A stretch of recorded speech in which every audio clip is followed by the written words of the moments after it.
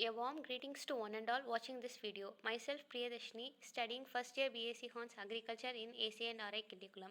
My presentation is about export and import procedure. Here is the contents of my presentation. Definition: goods imported in India, goods exported from India, import procedure and export procedure. Let me start with definition of import and export. Imports are the goods and services that are purchased from the rest of the world by a country's residents rather than buying domestically produced items. Export are goods and services that are produced domestically but then sold to customers residing in other countries. In simple words, buying goods from other countries is import and selling goods to other countries is export. These are the goods imported in India: crude petroleum, gold, precious stones, organic chemicals, electronic components, and agricultural commodities like cereals, pulses, vegetable oils, oilseeds, sugars, fruits, cashew nuts, milk, and cream. And these are the goods exported from India: steel and iron, gems, clothing, accessories, vehicles, agricultural commodities like cereals, tea, coffee, sesame and niger seeds, fruits, vegetables, processed fruits and juices, meat and preparations. When goods are exported or imported to countries like Mexico and Canada, land transportation may be preferred method of transport. Other methods of shipping internationally are by sea and air. Here is the procedure for transporting goods by sea. Now let us see import procedure in India. There are 13 steps in import. Step 1: obtaining import license and quota.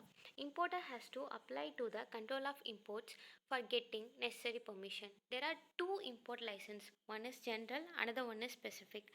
In general, the goods can be imported from any country, and in specific, the goods can be imported from only one country.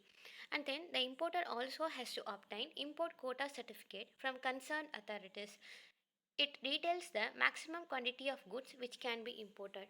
Step 2: obtaining foreign exchange. Before placing any order, the importer must apply to the Exchange Control Department of RBI for the release of permission for foreign exchange. Step 3: placing an order. The importer may either place the order directly or through the agent. Step 4: dispatching letter of credit. After getting the confirmation from the supplier regarding the supply of goods, the importer requests his bank to issue a letter of credit in favor of supplier. A letter of credit is a document in which the importer's bank should give assurance that the payment will be made to the exporter if the required documents are present to the bank. Step 5: appointing clearing and forwarding agents. The importer makes arrangement to appoint clearing and forwarding agents to clear the goods from the customs. Step 6: receipt of shipment advice. The importer receives the shipment advice from the exporter, in which the date on which the goods are loaded on a ship are included. Step 7: receipt of document. The importer receives the documents from the exporter's bank. The importer makes payment and receives the documents. Step 8: bill of entry. A bill of entry is a document testifying the fact that goods of the stated value and specified quantity are entering into the country from abroad. Step 9: delivery of order. The clearance agent obtains delivery from the office of the shipping company. Step 10: clearance of goods. The forwarding agent pays dock trust dues and obtains the port trust receipt in 2 copies. And he approaches the custom house and he presents port trust receipt 1 copy and 2 copies of bill of entry. And he pays the custom dues and clears the goods. Step 11: payment to clearing and forwarding agents. Step 12: payment to exporter. And the final step is follow up. The importer then informs the exporter about the receipt of goods, and if there are any damages to the goods, he should inform the exporter. Next, let us see the export procedure in India. There are 12 steps in export. Step 1: receipt of an order. The exporter has to get himself registered with various authorities like RBI, income tax authorities, and the exporter receives an order from importer directly or through agents. Step 2: obtaining license and quota. After obtaining order, exporter has to secure export license from the government. Quota: total quantity of goods that is permitted for exports. Step 3: Letter of credit. The exporter should demand the letter of credit from the importer. And step 4, fixing exchange rate.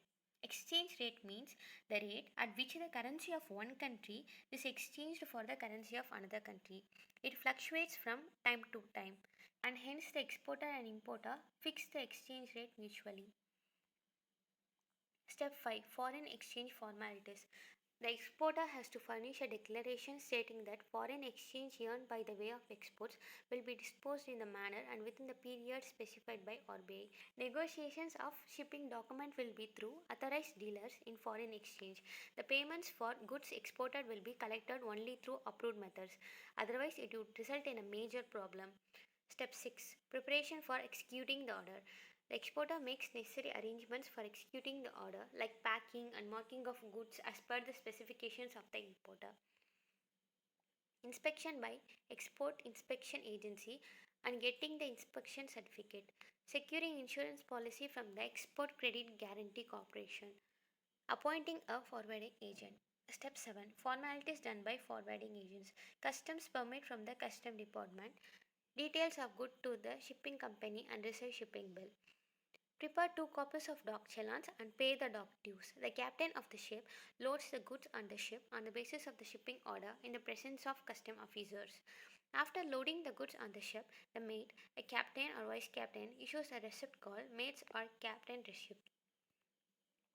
Step 8, Bill of lading. The exporter approaches the shipping company, presents the mate's receipt, and exchange receives a document called Bill of lading. Bill of lading is an official receipt given by the shipping company as an acknowledgement of the receipt of goods to be transported to the port of destination. Step 9, Shipment advice to importer. Exporter should inform the importer about the date on which the goods are loaded on the ship. Step 10, Presentation of documents to the banks. The exporter hands over the documentary bill of exchange to his bank.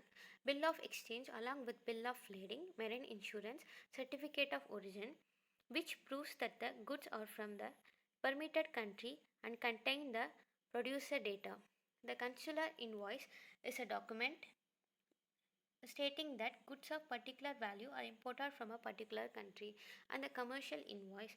This document serves as a contract and proof of sales between the importer and the exporter. It details the number of goods sold and the prices and their values. Step 11, Realization of export proceeds. The exporter has to undergo certain banking formalities. Generally, he receives payment in foreign currency by bill of exchange or by bank draft. Step 12, Follow up. The exporter should find out buyer's reaction towards the goods. Such follow up builds goodwill, and the exporter can get more and more orders in future. Thank you.